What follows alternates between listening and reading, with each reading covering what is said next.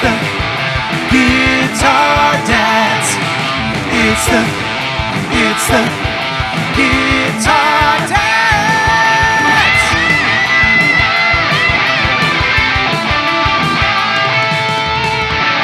Welcome to the Guitar Dads Podcast, a podcast for guitar dads by guitar dads. This week, the guys compare the size of their streams, question some YouTube gear reviews, and oh yeah, Matt's got a new tone girlfriend and she's hot.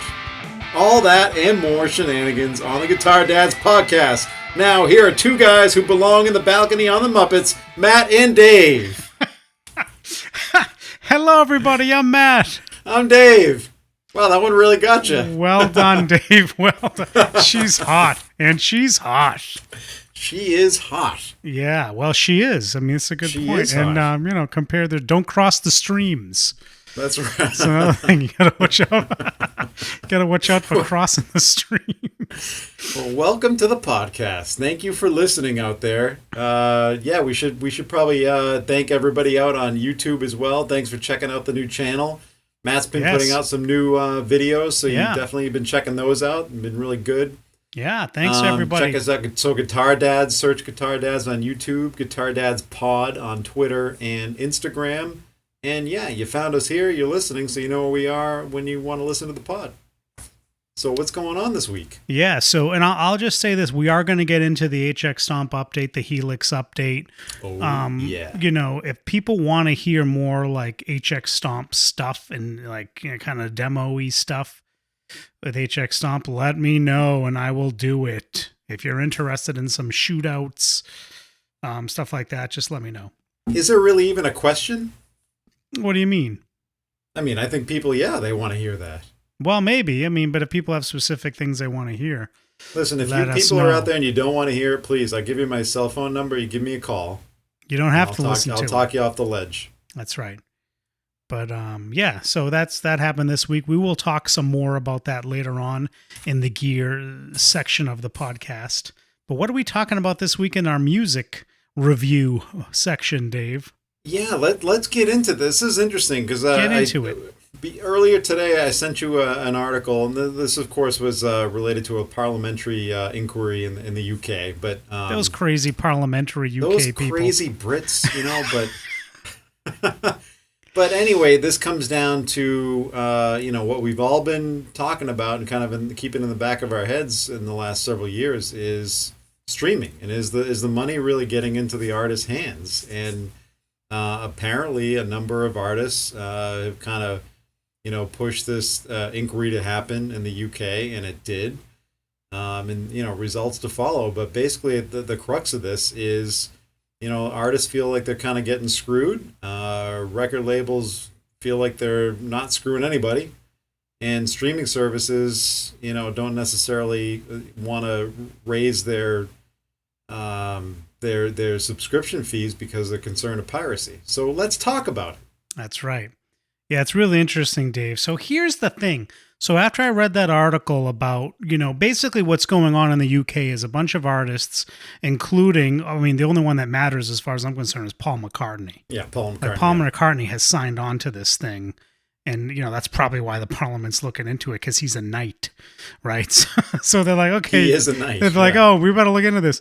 But, it's really interesting. They're basically saying, like, artists aren't being paid enough. You guys need to look into what these streaming services are doing. And so I guess the Parliament's going to start to look into a little more. So we'll see. It'll be interesting. Obviously Europe, they're much more kind of, progressive with how they think about their kind of information and technology laws than we are here in the United States. That's for better or worse. That's not a political comment. That's just how it operates over there. But what's interesting, right, is that, so I did a little bit of research after, a very, very little bit of research after I read that. So Spotify, and I had known this about Spotify, but I just want to confirm, Spotify doesn't make any money. Spotify is not a profitable organization, right? They had a big IPO a few years back. Their stock price is up. If you look at their stock price, for those of you that are into the stock price stuff, if you watch them, their stock price has gone up, over the past year. It's only gone up, right, since their initial public offering. And it's interesting, right? So the stock price is going up, the overall value of the company, which means the overall value of the company goes way up. It means the execs that own big stakes in the company are worth tons and tons of money. But as a whole, when they report profits, they're not recording. We'll put it this way: they don't have profits. They operate at a loss, and the losses seem to be actually increasing. Right. And this is that's interesting. Yeah. Right. So this is interesting, right? I did not know this. So this is this whole idea, like, is this even a profitable thing? But because the stock price has been going up for so long, and I'm sorry, this is getting into like business talk. There's probably a bunch of people that are like, I don't know about this business stuff. There's a bunch of people that right now just went click. This is a little businessy. It's businessy. But we'll keep it light. But what's interesting is, they haven't been profitable, but the stock price is going up, which means that overall people tend to think, especially investors, tend to think that at some point this is going to turn incredibly profitable. I mean, if you go back 20 years, like the same was true of Facebook, right? Maybe not 20 years, 15 years ago. You go back with Facebook and it was like, is this going to be profitable? What's going on? And then it just like went through the freaking roof. So I think like streaming, with the amount of users they have and people subscribe, they have, like, it's poised to go through the roof at some point. But it is interesting because I just can't imagine. I mean, how can it? How does it? On what planet do you at some point? On what planet does this not become profitable at some point? Right? Yeah. I mean, it's got to become kind of profitable. the way of the world. This is where it's all. This is where we are now. Never mind where we're going. Yeah. So this is the thing. Like, and I don't know that much. I didn't dive into it. I have a couple of business degrees, but I didn't get into it to try to figure out, like, well, what's going on with Spotify. I'm sure you could go read some articles about why their expenses are higher, than what they're bringing in.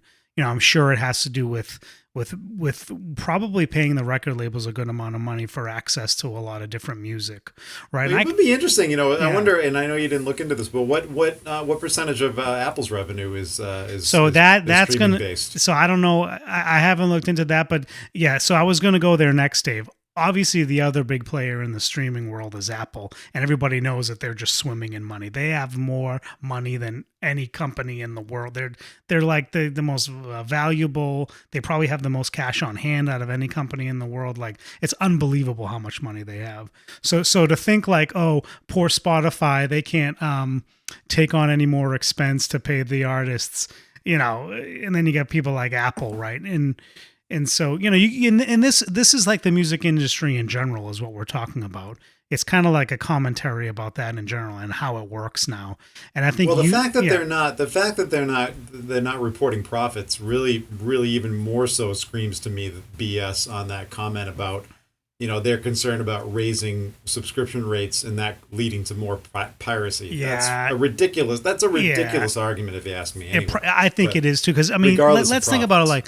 Like you and I are pretty, we're pretty like plugged into like the music world. Like, are you aware of like easy piracy like things right now, Dave? Like LimeWire like completely destroyed everybody's computers back in the early 2000s. Napster. Well, Napster, but then like when Napster was kind of outlawed, like LimeWire came about, right. And that totally destroyed everybody's computer. So I don't know if people are, especially like people, there's something called like a network effect, right? Which is like people are signed on to Spotify. They have their playlists. They have all their stuff. They're not so keen to just switch over and like go to sketchy piracy. I agree. I think that's a BS. That's a total argument. BS argument to me. But I think we're also a little bit disconnected just being in the U.S. and with this market. I think, and this is, I don't know if this expands into music, but I do know, having discussions with my brother-in-law, who's big into movies, piracy was a big thing in other parts of the world. So I don't know if that's also true of music. It is true. We just don't see it as much in the U.S. Especially in Asia, it's huge. It's in Asia especially. But I don't think everybody's like listening to like Taylor Swift and everybody in Asia. Maybe they are, and I'm just wrong. They probably are. I know in Southeast Asia, she's very big. But anyway, like in general, I think you're right, Dave. I don't know how much of an issue that is, if that's true. Maybe it is somewhat true, but it comes down to this. It comes down to the fact that artists feel, even the biggest artists, feel like something's being taken away from them. And so my perspective on this is kind of this. I have two kind of points about this. One is, I think, there's one side of me that thinks like, well, artists like now are kind of like, cab drivers to Uber, like the model change from underneath them, like just swept right under their feet, totally changed the way the world works. And those that are complaining about it have really just failed to adapt to it. And they need to find other ways to make the money and do other things. Of course, the pandemic has really hindered everybody's ability to, have these other streams of revenue come in. Because a lot of it, as we know, is touring, right? Touring and merchandise. Yeah, a lot of it. Most of it, especially for these lesser knowns, touring is massive. Like touring that's pretty much the only way they make money. But even for the bigger artists, right? Like, yes, like someone like Taylor Swift, who has gazillions of downloads on Spotify, is making a decent amount of money. But even then, it's not like an insane amount of money off of the streams, right? Like they would have made, whatever, how many years ago when you could buy CDs and that kind of thing. So right, and people also forget how costly these tours really are to put together. I mean, we're both, me more than you, guilty of complaining about ticket prices. But yeah, definitely. A lot of these tours are becoming so expensive to put on, and you don't realize the kind of cash that gets thrown around. And yeah, but it is. No, we're not. I'm not saying that you should. They ticket prices should be a lot more. I'm not saying we should go backwards to but it's $25 for a big show, but yeah.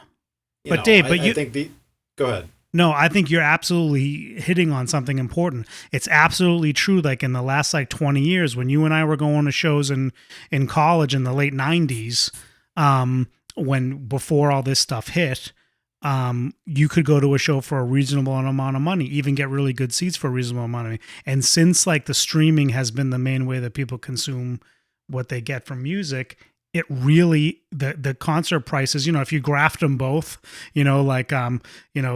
streaming, and concert ticket prices, they would go way up the same way. Yes, right? They would just go up. It'd be the same curve, I bet. Right. Because artists realized they were probably leaving a little bit of money on the table because people, they're not buying any of the music anymore out of their pockets. So, or they're paying such a small amount that they're okay with paying $100 to $200 for a ticket at a concert. So why not charge it? And then this is the other thing, and this is kind of another topic we should talk about another time. But then there's this whole idea, this whole scalping industry, right? We could get into that. That's a whole other podcast. It is a whole other podcast. But the short of it with the scalping industry, it means that the demand is still there. The fact that the scalping industry even exists, I mean, granted, a lot is sports stuff, but there's a ton for concerts as well. It means that there's a demand and that people will actually pay these outrageously high prices, or else these places wouldn't exist.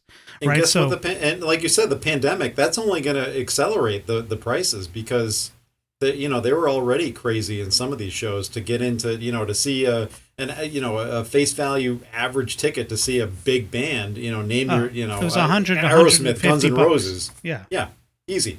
Yeah. And the pandemic's only going to increase that demand because think about once things start really loosening up and people just want to get out there and do anything, they'll pay anything for anything at this point, right? It's a good point. No, and especially it's just now. like the price of milk. It's not going to come back down once that market's been set and keeps. The bar keeps getting pushed, it's not going to come back down. Yeah, but the overall, that's right. You're right. And the overall point is that streaming, I think, has been to blame for artists having to find other ways to do it. I think all the artists will just universally say, yeah, I don't make any money off the sale of my music anymore. Right? There's some niche stuff with vinyl and people sell cool vinyls, and that's great, but that's not putting the food on the table for these artists, right? That's not, it's the touring, it's their other revenue streams, whether it's endorsements or other things, right? That's what's doing. No, you're 100% right. The streaming, streaming taking off has really been the catalyst for a lot of these, concert prices to go up because of the VIP artists aren't making any money. Yeah. But physical music still is outpacing sales of downloads, right? What do you mean by that? So physical music is still so in terms of purchased music online, or I'm sorry, in terms of purchased music. We're not talking about just streams. We're not talking about Spotify, Apple. Yeah. We're talking about like paying for the download of the song and the album. Well, that makes sense. Though, Physical because, music is still outpacing that, right? Yeah, but that makes sense because, and Apple actually recently shut down the whole iTunes thing where you could purchase music from them. It's actually shut down. It's shut down. So because the demand isn't there anymore, right? The demand. Yeah, you can. Well, you can see how much I actually. I mean, I pay anything. Apple. I mean, when you think about it, it is kind of a steal. I pay Apple $14.99 a month, and my entire family can stream unlimited music every month, and it's unbelievable. I think it's great for the consumer. It's incredible. Now think about. Let's go back to even when we graduated college, and that was back in the early 2000s. Where $14.99 was the average price of a CD. Yeah. Whatever you name the band, you were running. Yeah, you were running to Tower Records and Sam Goody and those guys and picking up your favorite band's new record at $15. Now, so if Apple or Spotify said that, Dave, if they said to you, like, okay, we're gonna, streaming is gonna go up by $10 a month. So now you're paying $25 a month for your family plan, or 15 a month, or whatever, 20 a month for your individual plan, and we're gonna give the artists a little bit more. Why don't they just do that? Yeah, because so here's a question that I'll pose to you, obviously, because you're the only one I'm talking to right now. But so at what price point would you, so let's use Apple as the example. At what price point would Apple have to get to for your monthly streaming service where you'd start to go, I don't know.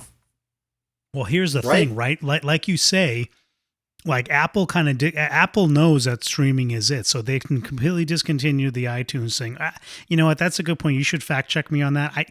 If if it hasn't shut down yet, they've announced that it's going to shut down. That's really interesting. Yeah. So on what other platforms? You're not going to have. So you're not going to have any alternative. Like you can't. Like I think Amazon, you can still buy like digital music. You can still like download albums on Amazon Music. But even Amazon has really kind of doubled down on its streaming service. So like for me as a music lover and as someone that listens to it quite a bit, I think it would have to be a high price. Like what would the number be? I don't know. Yeah, what would your number be? I don't know if I could live without it, if I'm honest with you. $100? Maybe $100. I'd start to be like, well, maybe I'll just go to YouTube and listen to what I want on YouTube. So that'll be your tipping point. Now, YouTube is also brought up in this article too, which is a very interesting. And they were talking about the copyright and the safe harbor laws and the those kinds of things. And what I didn't know, I don't remember. Maybe you can correct me on this. There was a quote in the article about I forget who said it. YouTube being 51% of the no, it was 50. I should look it up. I shouldn't have brought it up without knowing the quote. But that's okay. Just give us a general idea what you're talking about. Yeah, but either way, it was like 51% of. I'll have to pull it up and I'll quote it. But in terms of like compared to their vinyl record sales, it was that number was dwarfed by what they sell with vinyl. Yeah. Okay. Yeah. Maybe you could look that up while you're staring at it right there. Let me see. Don't make me look like a fool. No, I'm not looking that up. I'm actually fact checking myself on the Apple shutdown. You're fact checking yourself on the Apple. Oh, we love the live fact checks. This is good. iTunes shutting down. Yep, it's shutting down. So that's amazing. And I've said this before on the podcast. I'm a huge, now not as much recently, but I'm generally a huge supporter of physical music. If I still buy CDs, not as much anymore, but if there's a band I really like, I just want to have that physical piece in my hand. I want to know that I own it. And I never really got behind the whole, downloading it, purchasing an album and downloading it. It just, for me as a music fan, I didn't feel like I had a piece of the band, and for whatever reason, that's just the way it was. And now I find myself not really buying a lot of CDs, and I'm streaming a ton. And hearing that iTunes is being shut down, I can only imagine that the Amazons of the world and everybody else eventually is going to start. Because if the demand isn't there, what's the point? Yeah, no, I think you're right. It's good that vinyl is making a comeback. So you could be like, if I'm going to listen to music, I'm just going to listen to, maybe I'll buy more CDs, maybe I'll buy more vinyl. Yeah, maybe my price isn't 100. Maybe it'd be a little bit lower than that. But either way, I really enjoy, like, as much as it isn't good for the artists, I really enjoy, having everything at my fingertips. It's unbelievable, right? Like, it's just like anything you can possibly think of. It's like you have it right there at your fingertips. And so to me, like, it's pretty valuable, and I would pay a lot for it, but I would really only pay a lot for it, like maybe up to $100 a month, if I knew, like, okay, this is going to the artist. But people have different, situations and what they can afford and financial situations. For me, like, maybe I could afford that, maybe I wouldn't. I don't know. But this is an outlier, though, and to your point a second ago about anything's at your fingertips. Not everything, but again, outliers, guys, artists like Prince, right? You really can't stream a whole lot of Prince. Oh, is that right? I'm not a huge not a huge Prince fan, but okay. No, I like his hits and everything, but but you can't really. There's not a lot of availability of streaming for Prince, right? And there's other artists that are like that, but Taylor Swift, actually, when I remember that, like, it was a long time ago. I want to say it was like early, 20 teens, like 2013 or so. She went head to head with Spotify and said, "No, you're going to pay me more, or my music is not going on Spotify." And they did. Yeah, I remember that. And they did. And I think as part of that deal, I mean, this is the thing with Taylor Swift. Like, she's pretty amazing as a business person as well. It's kind of unbelievable. But she, so she said, "You're going to pay me more, and you're going to pay all these other smaller artists more." And they said, "Okay." She kind of held him over a barrel, and I was like, wow, like, Taylor Swift, go. The other thing that Taylor Swift is doing, she re-recorded a bunch of her old hits. I think, like, maybe entire albums that she didn't own the rights to the music. So she owns the rights to her own music as the writer of the music, but she didn't own the rights to the recordings. It was like Sony or somebody, her old record label, owned the rights to the recordings. So she wasn't getting paid. Recorded. So she actually said, yeah. So, like, this past year, she, like, went and recorded these albums that she recorded like 10, 12 years ago. Wow. It's unbelievable. I mean, it's actually completely unbelievable. It is unbelievable, but it's a good example of an artist really taking control of their own,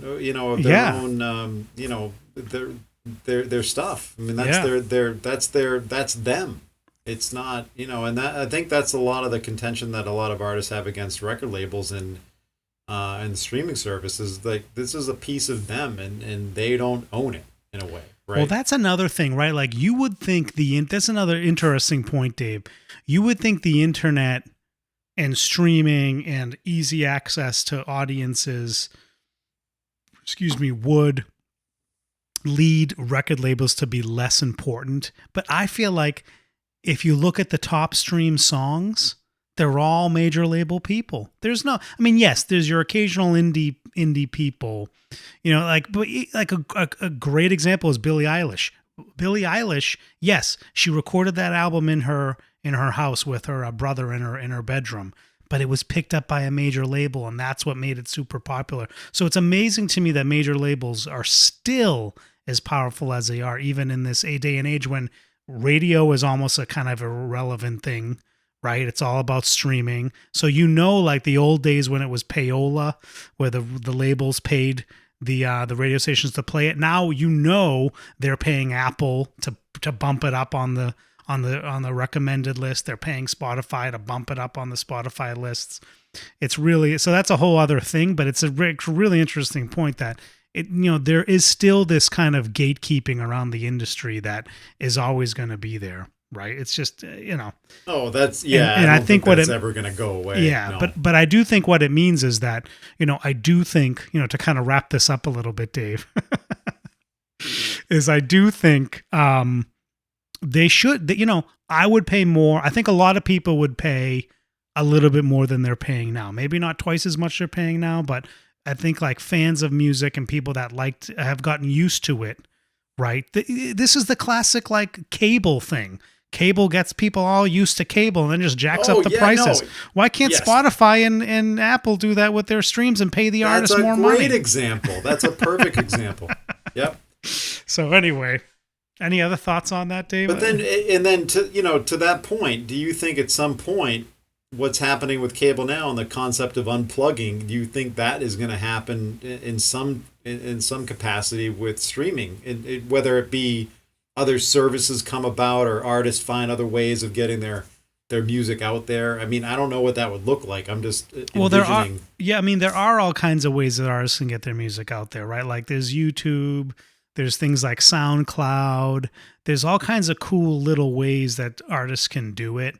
But there's, like I said, there's things called network effects. People just get used to certain services and then they stick with them, right? So like Spotify this is why the Spotify stock price is like $260, right? Like that's not a low stock price. Like this is a valuable company.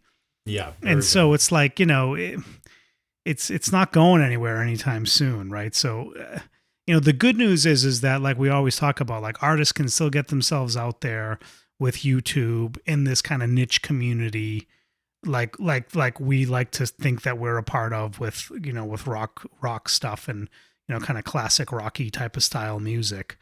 It's right. out I there. mean, and YouTube is kind of like in a sense almost like the new MTV, right? I mean, that's if you're gonna watch a music video, totally. which I don't know, I don't watch music videos anymore, but I know you do. That's where what do you mean? You send me videos of these bands that we track down all the time. Usually the live stuff, though. Yeah, it's usually live stuff. Yeah, but we were just we had a podcast episode where we talked about the video for Dirty Honey and California Dreamin', which is awesome. That's an awesome video. Let's dive into that right now. We'll save that for another podcast. But yeah, well, when is that album dropping? Dude, That's you know what? I think it did that come out already? I think it comes out tomorrow. Is it tomorrow? Yeah. Ooh, stay tuned next week for a review on the Guitar Dads podcast. Yeah, we're gonna have to do like a special on the Dirty Honey release. I think we're gonna need to do top to bottom review of that album. Is it really come out tomorrow? Check that. Dirty Honey new album. I'm typing it in. I think I'm gonna have to put all my plans on hold and listen to this thing tomorrow. Well, you're gonna have to like do yard work and you'll be fine. Kids, it's school vacation week. I'll be. Yep, I was right. Tomorrow? April 23rd. All right.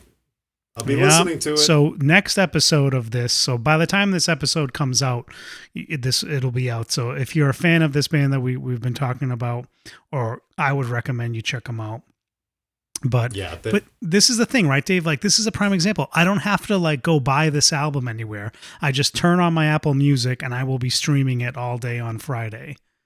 Tomorrow. Like it's just, it's awesome. But it's awesome. Anyway. And so, but that's the thing, like I will support these guys. And because I'm going to be doing that, I'll probably go on there and buy one of their new like t-shirts or something just to help them out, just because it's like, I would probably just buy a CD. Oh yeah, go buy the CD, Dave. Like, and I would encourage you guys out there, if you really love an artist and you can't go to their shows, go buy like a t-shirt or something. It helps them out a ton, right? So if you do that kind of stuff. So I recommend that kind of stuff. T-shirt, bobbleheads, whatever they got there. Masks. Especially the Joe Bonamassa coffee mug. The Joe Bonamassa. We couldn't go an episode without mentioning Joe Bonamassa. Or the Joe Bonamassa guitar-shaped back scratcher. That's right. That's an amazing back scratch. If you want great tone when scratching your back, get this thing. These are real things, guys. These are actual things. Unbelievable. I mean, we've talked about this before. Joe's a prime example, like he makes his money off his touring and off his He's crazy really marketed himself well. His crazy merch operation. I mean, he just does. See, we could let's workshop this. We could actually have a new segment on the pod actual things from the Joe Bonamassa merch site, right? I mean, like, Yeah, we should totally have a segment on the pod about. We're going to do that, Dave. Write that down. That's a good one. how about let's make it broader. How about interesting merch on merch on artist sites, right? And there's got to be some interesting things out there. Oh, there's some totally cool stuff out there, I'm sure. So we'll have to. Well, I think we will. I think we're going to go down this road at some point. I think I'm going to get the back scratcher now. I think you need. Everybody knows I love a good back scratcher. I know. I mean, if you're going to scratch your back, you scratch my back. Maybe not. Maybe not. I don't know if I want to be scratching your back. That's right. That's weird. All right. So what do we think? We want to get have we killed this topic enough? Well, I think it's a good segue onto YouTube and something that you wanted to discuss. Yeah. So gear reviews on YouTube. So there was a cool, I don't know if anybody watches the channel In the Blues. It's an Australian guy. Is that what it's called? In the Blues, Dave? In the Blues, yeah. Shane. He's a great channel. He's got a great channel. It's a good channel. It does a lot of gear type reviews. He does like shootouts with a bunch of amps and pedals and guitars, and it's a cool channel. Very cool channel, yeah. And if you like to listen to Australian accents, it's a good shout as well. So he actually did this thing where he had a bunch of different YouTubers kind of come on and talk about the disclosure of paid, like I guess demos, paid like gear review / like I guess demos on YouTube, right? And so there was a bunch of different people from a lot of big channels that kind of were on there, and they were like, yeah, people should disclose if they were paid by a company to talk about this, but not everybody actually does it, right? So it became kind of like a controversial thing in the community. This was like a few weeks ago, but I figured, so we're kind of late to the party on this, but I thought it's interesting from like the guitar dad perspective, not like the YouTuber perspective. Because, like, yes, we have videos on YouTube, but no one really cares about them, so it's okay. So, wait a minute. Well, check us out on YouTube. Yeah, but check us out on YouTube. No, but like we're not at this point where we have like sponsors knocking down our door to make YouTube videos. I mean, right. At least not yet. Yeah, I mean, not I fully expect that to happen next week. But yeah, but well, after this Dirty Honey review, it's going to be amazing. Yeah, it's just going to blow wide open for us. But anyway. Yeah. It's this whole idea of, and let me ask you, Dave, since you don't know that much about this, and I don't know if you watched the video. I mean, what do you think? Do you think that YouTubers? I did watch this video a few weeks ago, actually. Yeah. Should YouTubers be disclosing if they were given a product but not paid, if they were paid, should they be disclosing all their agreements with all the different, gear companies every time they make a video? What do you think about this? I think absolutely, because I mean, just like anything else in the world, you kind of want to know if you see, name a celebrity and they're pitching something on TV. I mean, yeah, to the company, to the product's company, the maker of the product. Yeah, that could mean a lot, because somebody may really trust that celebrity or whoever it is to what they're saying, and that sells a lot of stuff. Now, in terms of the gear stuff, you kind of from a guitar dad standpoint, yeah, I mean, there's tons of gear being reviewed on YouTube every single day, and you really want to. I mean, at least for me, what I flock to is I want to know the truth about the gear. Is it something that I actually want? Is it something that I'm going to enjoy? Is it worth putting my money into? I don't necessarily want a little bit of an inflated review I'm just throwing a name out there, like, Yeah, screw it. Just throw names out there. Throw names, just because, Josh from JHS throws a pedal somebody's way, and the person reviewing it doesn't actually reveal or disclose that they've been paid or they've been given the pedal by him, right? Mm-hmm. So. But that means something to me if they actually say, hey, Josh sent me this pedal, really wanted me to review it. And you hear this a lot, and a lot of guys on YouTube will say, but the review is mine. These are my thoughts. I wasn't paid for my opinions. Yeah. Right? Yeah. And that means something. So, and I kind of trust that, whether that's right or wrong. I usually trust that. Yeah. So, I think you're right. Like, I agree with you that, like, I do like it when they disclose what's going on. Like, if they're like, look, they sent this over to me.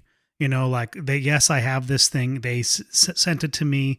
They're not paying me to do this, but they sent me this to take a look at it. And I'm going to give you my honest opinion. I mean, I'll give you my bottom line on this topic. My bottom line on this topic is, like, if you like a YouTube channel, a specific YouTube guy or person on YouTube, you kind of get to know them, and you kind of get to know, like, what their thoughts on it really is. Like, if and the other thing is, like, a lot of these guys are doing high quality things. You can decide for yourself whether you like it or not. Right? Like, that's kind of the whole idea of demos. But at the same time, like, I think there's certain ones that I know that I can trust. Like, they're not going to get paid if they think a product is a piece of crap. Right. Right. Yeah, exactly. Right. They're just not going to do the video. I mean, they've said that time and time again. Like, if they don't like a product, they're just not going to do the video. So to some extent, but the thing is, like, to me, it's like, because I spend so much time watching these things, I've gotten to know the people that I can quote unquote trust, and those that I don't quite even believe as much. But the other thing I want to say about this is, for me, the default is that, as we all know, like, the reason all these YouTubers exist and that this is a whole industry is because the companies are paying everybody to do this. Like, anybody that has a decent amount of followers, subscribers on YouTube is getting paid to do this in some shape or form, whether it's just free gear. There's nobody that's completely impartial. Yes, it is cool when people like Phil McKnight will actually disclose, I bought this with my own money. I'm going to give you an honest opinion. Like, I appreciate that when people say that, because for me, the default is they were paid in some shape or form to do this. There's no way in heck they can be completely impartial to this. And then if you actually spend time watching their videos and you hear how they kind of react to it and what they say, you kind of can read in between the lines whether this is something for you or not. So I think it comes down to, like, you have to make your own call. You have to see the feel. But for me, the default should be, yes, they have an interest in having a good relationship with this company, right? Yeah, of course. But let me ask you this, and because I do this a lot. If there's something that you really want or you're really interested in, don't you look at, you view a number of videos, right? Yeah, so good point. You look at, like, maybe like 5 or 6, whatever, call a number out, right? How many of those videos are more of, the average guy just reviewing the pedal or the guitar or the whatever it is, right? Not many. Not many, right? Yeah. But you will watch those, right? Because you're going to get more of an average taste of that, right? Yeah. Versus, now you're going to get a better quality review from, like the Rhett Schulz of the world, Yeah. or the or that the guys from that pedal show, or JHS, those kinds of Rabia Masad, right? From Yeah. that you're going to get some really quality reviews, and they're usually going to be upfront about things. But sometimes I also like to pull up, the average guy in his bedroom just playing guitar through the one pedal in the amp, and I just want to kind of hear what it sounds like, because that's what it's going to sound like for me. I don't have all this expensive, high-end equipment, so I'm not going to necessarily be able to reproduce that kind of sound. This is what I said. So I want to hear, what is it going to be like for me? Remember I said this last week on the podcast? I said, look, if you're interested in what the Squier Classic Vibe really sounds like, go watch my demo, because that's what it sounds like. Yes, you did say that. Exactly. And you're exactly right. That's what I look for. Yeah, and on a prior podcast, but the thing is, like, this is the thing, like, those are not, because of the way the YouTube stuff works, the algorithm works, you're not going to see those. You got to really dig for those videos. You got to dig for them, but yeah, you can dig for them. Like, when you pull up a thing, for like a big product, like, let's just say like the Walrus, ACS1 or whatever it was, like a dozen channels had a review of a demo of that thing up the day it was released. Like, we all know that that's how it works, right? Because they get paid to do it, or they just send it out and ask them to do it. So, like, I mean, for me, it's like, it all comes down to, yeah, of course these people have an interest. Of course they're not completely impartial. If you're looking for real impartial stuff, like, it doesn't really exist. You know what I mean? Because even this, Dave, like, I'll actually push on you on this, Dave. People like you and me who put their hard-earned cash into gear, they're going to be more they're not even impartial at that point because they've put their hard-earned cash into it.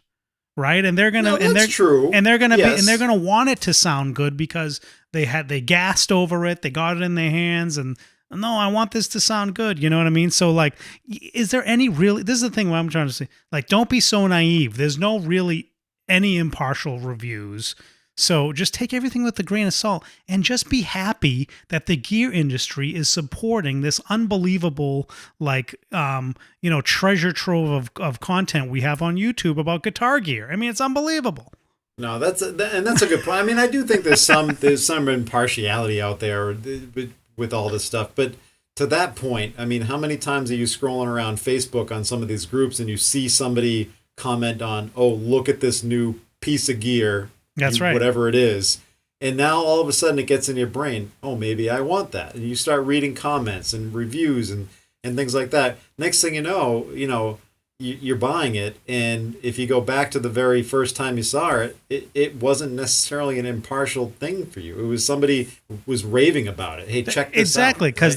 they were all gassed up about it. All gassed up about it. Yeah, right. so like you just have to, you got to go on your own journey. Like I said, there are some channels that I think do a good job of saying, I'm trying to be as impartial as I can. I bought this with my own cash. No one gave this to me. I'm not being paid to say this. I'm going to give you a real honest review, but even then, like, they have to be careful because like, they don't want to piss off like these big gear companies. Right. So like, even then it's like, is it really that impartial? You just have to take it. If you're like a cynic, like I am, it's all impartial, but you know what? You're a cynic, but I think you're right to be one, but it's fun to watch these things. Oh, it's totally fun. But that's why the shootouts are great too, because I think that gives you a little bit better flavor of what a product is versus a simple review of that product. I agree with right? you. I mean, and like that's why I like the stuff that the Andertons guys, that's why they've become so popular, right? Is like they've been able to do this in a fun way and like a shootout way that people want to see because they basically have access to any gear you could think of, right? Because it's a freaking music store, So right, yeah. So it's like it's like it's that's why they've done so well, and they've had and they that they're being paid by these companies, they have a financial interest in selling you this stuff, but they make it fun. And it's entertaining. In the end, it's entertainment. Take it for what it is. This is the thing. Like when you watch a TV show and the commercials come on, like you're being sold to, for like half of a TV show, right? So like this is no kind of different from that, and you just have to take it for what it is. This fact that people somehow think that there's some responsibility for impartiality, like it's ridiculous. So yeah, anyway. But you're right though. It is a TV show. I mean, my wife always gives me not a hard time, but why? So why don't we watch this new show on Netflix? I'd rather just sit here and watch YouTube videos of whatever it is. Yeah, and that's my TV, right? I don't get into a lot of TV shows anymore. A lot of us are like that. I know you. I know you rather watch like Rick Beato and go to sleep. I know. I'd rather fall asleep to Rick Beato and talking about like jazz chords. He's very soothing. I mean that his theory lessons soothing. His theory lessons will put you right to sleep. Yeah, that's right. Maybe one day we'll tell that story. Oh jeez. but that's my TV now, and then that's that. But in a sense, and I don't even watch it on my actual TV. I'll just pull up a whatever device and throw it on there. But that's my out. That's my way to relax at night. But that's what I enjoy watching versus pulling up a new show on Netflix or Amazon, whatever it is. No, I agree, and that's what this has turned into for a lot of us. And enjoy it for what it is. Understand these people are doing this to make money. And the reason why the content now is so good and so high quality is because they're being paid to do it and they can make a good living doing it. That's right. It's like a golden age we're in. I mean, people say this all the time and we've said it. This is a golden age of guitar gear. Like, let's just enjoy it while it lasts, guys. And don't be so cynical about everything and just like, because what's the alternative? Oh, there's nothing, I can't watch any of these YouTube videos. Okay, don't watch it. You're missing out on a lot of cool videos. Says the biggest cynic on the planet. Well, I'm cynic, but I accept it for what it is, right? Like, yes, Okay, I all don't right. trust these guys that they're impartial, but I just know that they're not, and I'll draw my own conclusions, right? Speaking of impartial reviews, real quick as we kind of go out here, Yeah. and you posted a review on this last week, earlier on this week. We'll talk about this briefly. I'll try not to ramble on about it, but line 6. I love the Zeppelin reference. That's right. I love it. Line 6. But you didn't even play Zeppelin with us. I didn't. But line 6 is absolutely knocking it out of the park with the Helix updates. So they came out. So 3.0 came out not that long ago, right? Few months ago. And now they follow it up with 3.1, which has all these incredible features. I won't talk about them here because we could talk about it for like an hour. I know not everybody that listens to this is a Helix fan, but go if you're a Helix guy, go check it out and then read about it and download the update and do the updates, whether you have a Helix or an HX Stomp. And so the coolest thing that I thought was there's all kinds of new effects. There's the cool reverb, like a surfy, drippy reverb. There's something that's called the tape. Oh, I forget what it's called. See, now I'm getting into it, Dave. I said I wasn't going to get into it. But there's basically an effect that makes your guitar tone sound like it's being recorded on an old reel-to-reel recorder in a studio. It gives it like this little flavor. So it's really cool. Can you really tell the difference? You can tell the difference. But anyway, okay, I'll trust you. So that way you can go on YouTube and see the impartial reviews. Oh, but anyway, and I'm air quoting here for those of you not watching on YouTube, the impartial reviews. Yeah. But I thought the coolest thing that they did is they came out with a new amp in it. In the 3.1, which is the Orange Rockerverb 100, which is like their fire-breathing, kind of more modern style gain amp. And this thing sounds incredible. I did a demo of it on the YouTube channel. Go check it out, where I got some sounds in there for you guys to check out what it sounds like. I think it sounds really cool. Let me tell you. I think they're knocking it out of the park. Like every new amp that they've come out with the 3.0 and now with this, like 3.0, they came out with the Princeton, which was incredible. And now this with they follow it up with this Orange Rockerverb model. I mean, they are knocking it out of the park. So we'll leave you with that. To quote Randy Quaid in Christmas Vacation, it sounds really nice. I said that in the video too. It sounds really nice, yes. Clark. I've done that in a few videos now. Yes. And maybe it's getting old, maybe it's not. But go if you want to hear the tone, go to our YouTube channel, check it out. Guitar Dads on YouTube. That's right. And you can also check us out, Guitar Dads Pod on Twitter and Instagram. Thank you to everybody that's been commenting on Instagram and liking our posts. Yes. We really appreciate it. And we will be back again next week, hopefully with a nice review of the new Dirty Honey album. What's the new album called? Do we know? I don't know. We must know. Yeah, I don't know. We're not really fans. We don't. It's called California Dreamin'. I don't know what it's called. But we're excited about that. But we'll do this again. We'll get into more guitar daddery next week. Yeah, we'll see you next week. Catch you guys on the flip.